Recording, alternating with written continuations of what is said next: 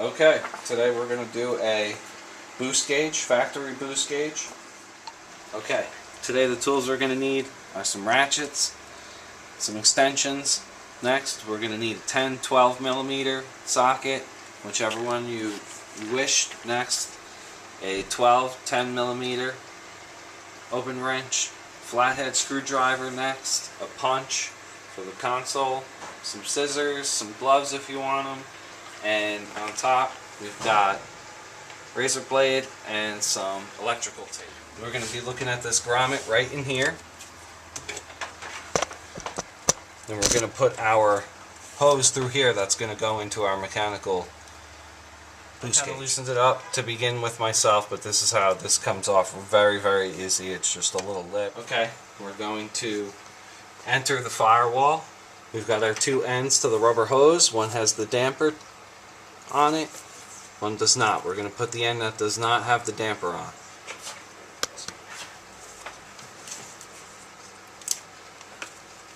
You just want to put it straight in. The rubber hose. I'm moving it right now. There's the gas pedal. So that's where you're going to find it. It's really easy. You just got to look up in there. What this is going to do is, I guess, it controls the rate of the needle speed. When the needle comes back down, a lot of people, I guess if this is the restrictor pill, someone correct me if not, when you take this out, the needle will fall down faster. It's just an effect. It's nothing performance-wise for it or anything. And then once that goes in, that's going to go in so good that you're not going to need to, I mean, it's perfect. It's seamless. It's nice and tight. This way you're restricted. Alright, once you got your grommet ready, with your little star in the middle, you just want to push it over. Pretty self-explanatory. It should go nice if you got it nice and tight. Then you want to seal that up later. Push it all the way to the firewall.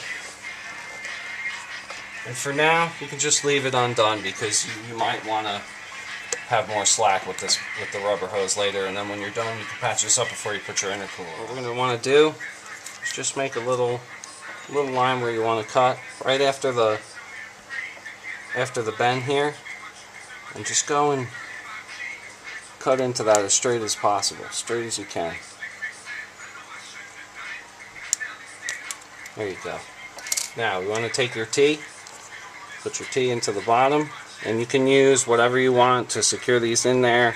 I'm going to use zip ties once this is done right here, just to make sure that I get this connection in here with the T.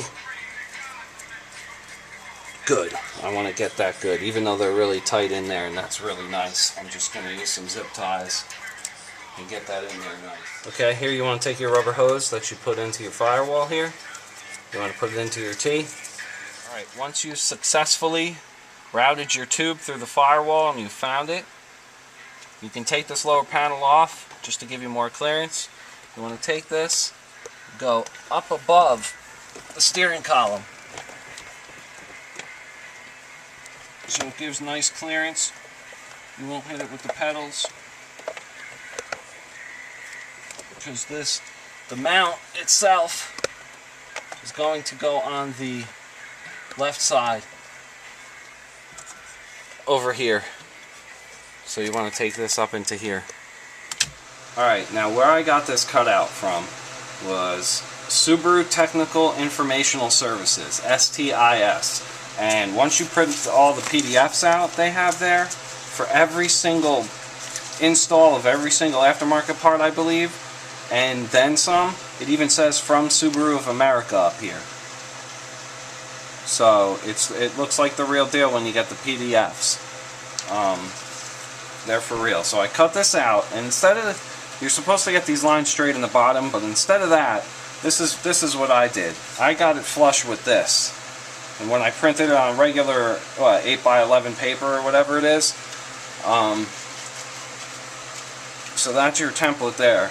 And what I found is it actually is the perfect curve for this. See how this cup's in here?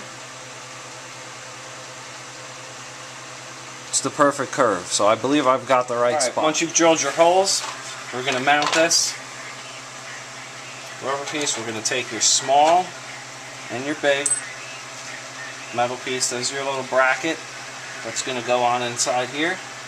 That's going to retain the screws. We're going to want to go ahead and take your steering column cover. It has a bend that goes right there. If you drilled it right, it should fit perfect. Go from underneath.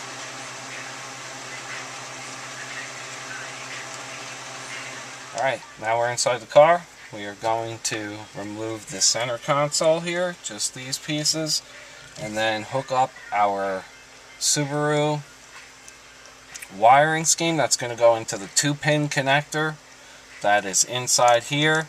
And then once you plug it in, it's going to retain the 2-pin connector again. So if it's in use right now and you have an aftermarket stereo set up and you're using this is in use, you're going to use this for your illumination right now. And this is going to plug in to the gauge itself once we plug the vacuum line in. Now you're inside here. Your white 2-pin connector it's right here, but it will probably be with white tape. That's, I believe it comes from the factory. There's going to be white tape holding it onto here. You just want to take your connector that you got with the gauge and plug it in, and that's your illumination. Now you can retain this plug just in case you're using it. Like I said, I'm not. It's plugged in another way with my amplifier. Now you're going to want to wrap this around.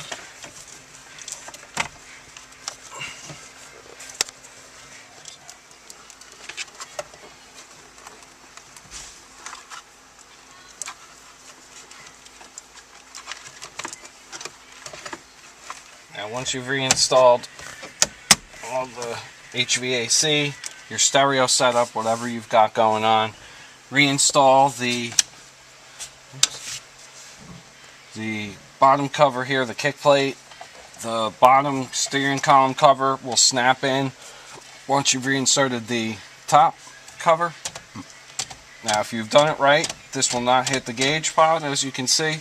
Now what you want to do is you want to, from behind here, snake your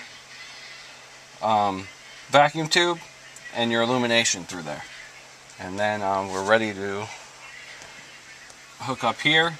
And then we're just going to slide this in once we got it hooked up. You can wire loom the back real quick so it looks nice and neat. And we're ready to go. Here you go. Here it is. It's all tied in. All your wires are hooked up. Wire loom looks really nice and neat. The illumination works nice. It'll illuminate white. If you want to find a red bulb in there or put something red in there so it works, you can. Right now I'm just going to leave it white, test the functionality, put the intercooler back on, plug the battery back in, and we're ready to rock and roll. Alright, let's test this thing out.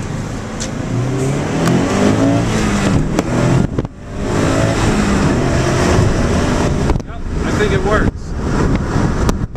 Now you can, here it goes.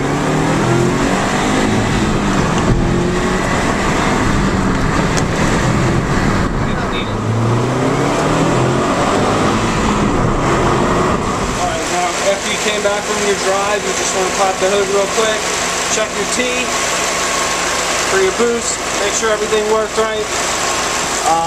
Go online, see if you're operating in proper boost numbers, and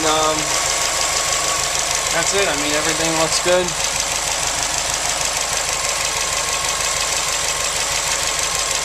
Yeah, alright, well, that's it. Okay, that was a factory boost gauge, factory Subaru boost gauge lamco on an 04 STI install, successful. Thanks to my wife for filming, and have a good night.